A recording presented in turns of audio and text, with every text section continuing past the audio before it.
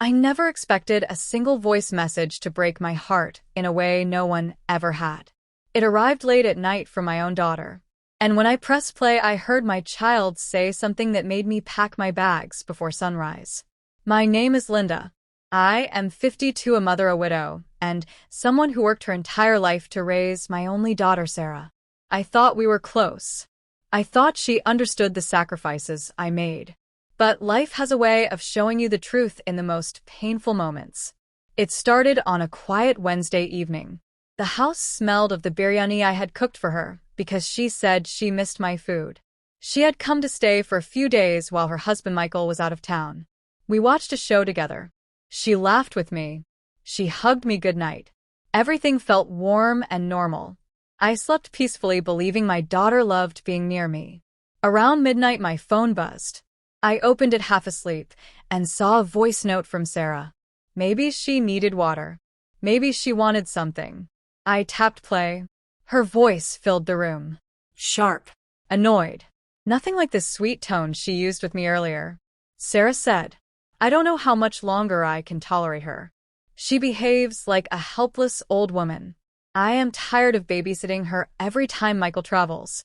I wish she would just live in an old home and stop clinging to me. I am done pretending to enjoy her company." My throat closed. For a moment, I could not breathe. She had sent it by mistake. I knew it, but the pain was still real. Her words cut deeper than any knife. I looked around my quiet room. The walls felt closer. The air felt heavy. My chest trembled. I replayed the message, once more hoping I heard wrong.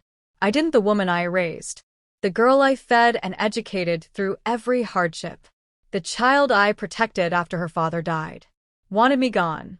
I wiped my tears. I did not confront her that night. Instead, I made a decision. If she saw me as a burden, I would become something else entirely. Not a weight, not a weakness, but a mirror that would show her the truth about herself. The next morning, she entered the kitchen acting normal. "Good morning, Amy," she said, stretching.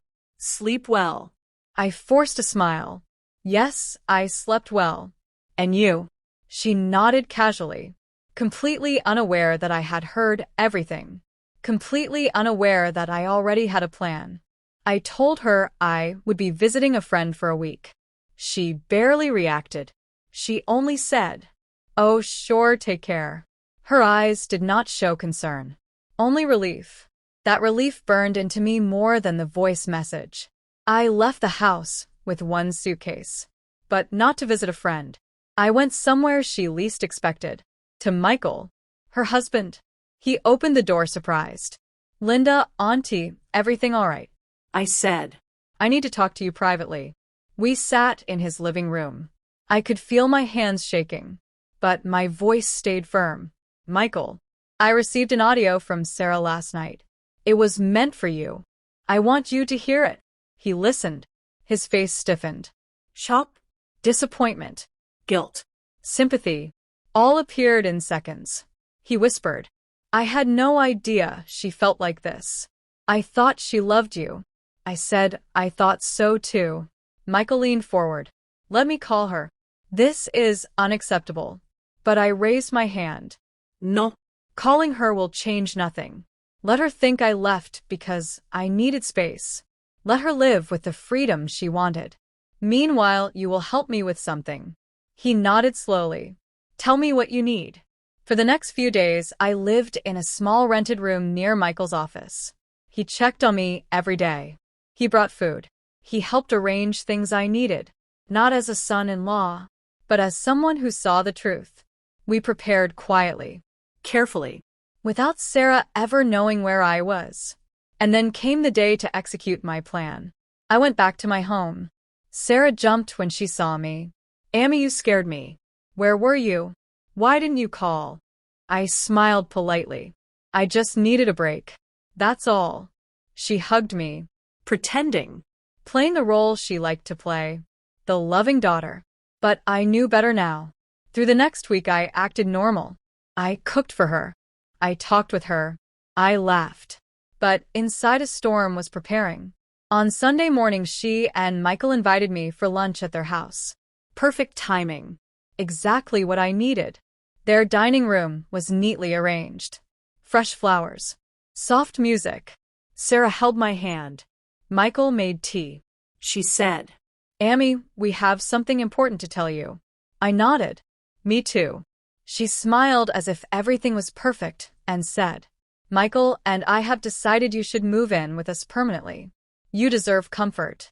And I want you near me. Her fake sweetness almost made me laugh. Michael glanced at me knowingly. The trap was set. I pulled out my phone, set it on the table, and pressed play. Her own voice filled the room. Every harsh word, every insult, every truth she tried to hide, poured out in front of her husband. And in front of me. Sarah froze. Her face turned pale. Her hands trembled. Amy, I can explain. I looked her directly in the eyes. No, you can't. You said what you meant. And now you will face what that means. Michael spoke quietly. Sarah, how could you speak like this about your mother? The woman who raised you alone. Sarah burst into tears. I was frustrated. I didn't mean it. I swear. I kept my voice calm. Maybe you didn't mean every word, but you meant enough of them to break something inside me. And I will not live in a place where I am tolerated instead of loved. She sobbed. Amy, please.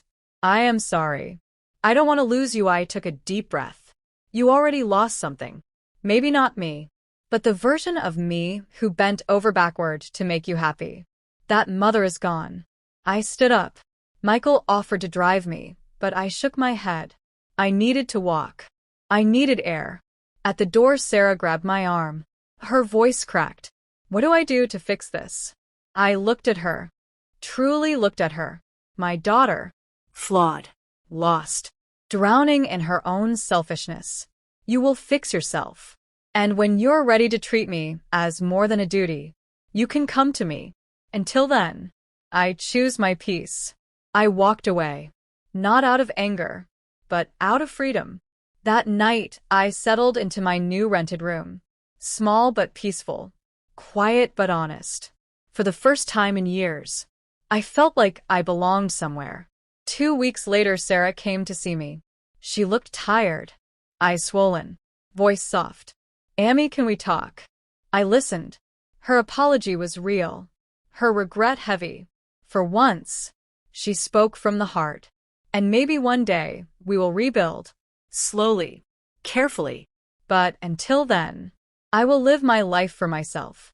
Because sometimes the person who hurts you the most is the one you raised to love you. She thought I depended on her, but she never realized I was the one holding her world together.